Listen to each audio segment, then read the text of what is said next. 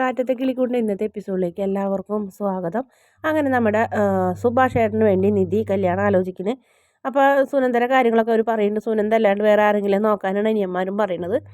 അവർക്ക് ആർക്കും സുനന്ദനോട് താല്പര്യമില്ല.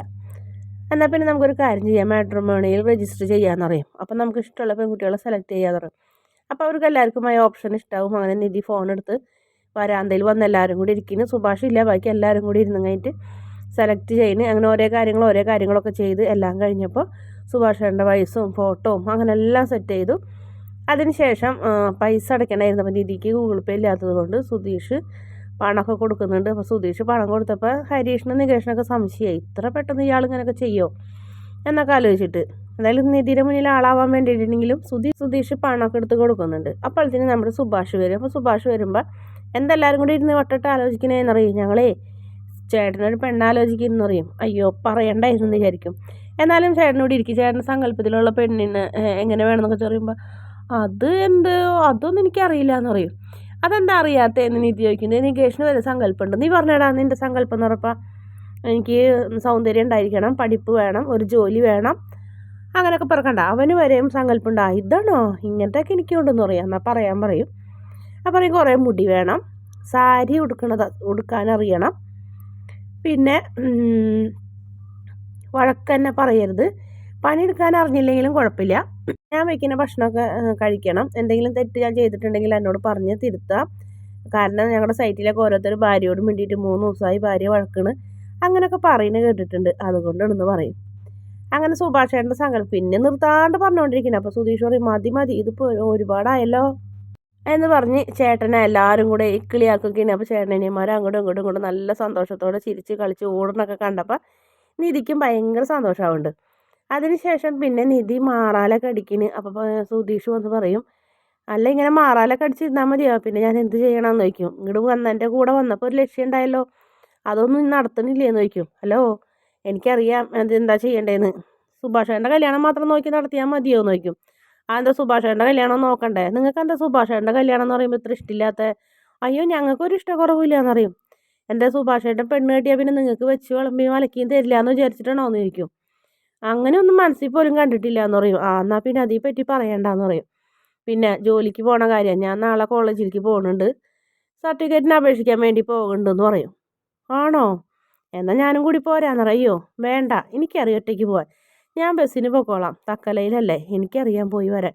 എടോ മണിക്കൂറുകൾ ഒരുപാട് എടുക്കും, താൻ ഒറ്റയ്ക്ക് പോകണ്ട, ഞാൻ പോരാം, ഞാനല്ലേ തൻ്റെ ലോക്കൽ ഗാഡിയെന്ന് പറയും. ആര് പറഞ്ഞു, താൻ എന്നാ ആയോ ജോലി ഫേക്ക് ഇൻ്റർവ്യൂവിന് കൊണ്ടുപോയതോടുകൂടി ഞാൻ പറഞ്ഞിട്ടുണ്ടായില്ല എൻ്റെ ഒരു കാര്യത്തിലും ഇടപെടണ്ടെന്ന്, അല്ലെങ്കിൽ തന്നെ എൻ്റെ കാര്യങ്ങൾ ഇടപെടാൻ ഇയാൾ ആരും അല്ല. അപ്പോൾ അതുകൊണ്ട് ഞാൻ എൻ്റെ കാര്യങ്ങൾ ഞാൻ ചെയ്തോളാം. അത് ശരി, ഇയാൾ എന്നെ വിശ്വസിച്ചല്ലേ ഈ വീട്ടിലേക്ക് വന്നത് എന്ന് പറയും. ആര് പറഞ്ഞു, ഞാൻ നിങ്ങളെ വിശ്വസിച്ചൊന്നല്ല ഈ വീട്ടിലേക്ക് വന്നത്, ഞാനിപ്പോൾ ഇവിടെ താമസിക്കുന്നത് എൻ്റെ ചേട്ടനെ പോലെ കണ്ടുള്ള സുഭാഷ് ചേട്ടനെയും എനിക്ക് 2 അനിയന്മാരും ഉണ്ട്, അവരെ വിശ്വസിച്ചിട്ടുണ്ട് ഞാനിവിടെ നിൽക്കണേന്ന് പറയും. കൂടുതലൊന്നും പറയണ്ടെന്ന് പറഞ്ഞ് നിധി ദേഷ്യപ്പെട്ടു പോകും. സുധീഷ് എങ്ങനെയെങ്കിലും നിധിയുടെ കൂടെ പോകാൻ തക്കം പാർത്ത് നിൽക്കുകയാണ്. പക്ഷേ നിധി ഒരു നിലയ്ക്ക് സുധീഷിനെ കൊണ്ടുപോകില്ല എന്നുള്ള തീരുമാനത്തിൽ തന്നെയാണ്. അതിനുശേഷം രാത്രിന് അപ്പോൾ ഈ വിഷയം എടുത്തിടാൻ വേണ്ടി നിധീനെ സുധീഷിൻ്റെ കൂടെ പോകാൻ നമ്മുടെ സുഭാഷ് പറയുമെന്ന് വിചാരിച്ചിട്ട്, ഏട്ടാ നാളെ നിധി സർട്ടിഫിക്കറ്റൊക്കെ അപേക്ഷിക്കാൻ തക്കലയിലേക്ക് ഒറ്റയ്ക്ക് പോകണമെന്ന് പറയും. ആണോ മോളെ, സർട്ടിഫിക്കറ്റ് പോയാൽ കിട്ടുമോയെന്ന് പറയും. അപേക്ഷിക്കണം ചേട്ടാന്ന് പറയും. ഒറ്റയ്ക്ക് പോകണ്ട മോളെ, നികേഷ് നീയും പോടാന്ന് പറയും. അയ്യോ ചേട്ടാ എനിക്ക് നാളെ ക്ലാസ് ടെസ്റ്റ് ഉണ്ടെന്ന് പറയും.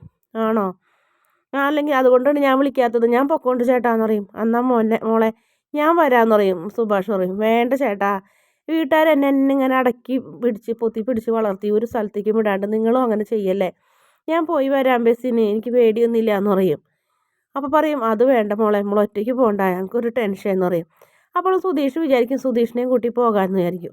സുഭാഷ് പറയുന്നതായിരിക്കും ചേട്ടാ അങ്ങനെ പറയുന്ന നമ്മൾ മനസ്സിലാലോചിക്കും, പക്ഷെ പറയില്ല.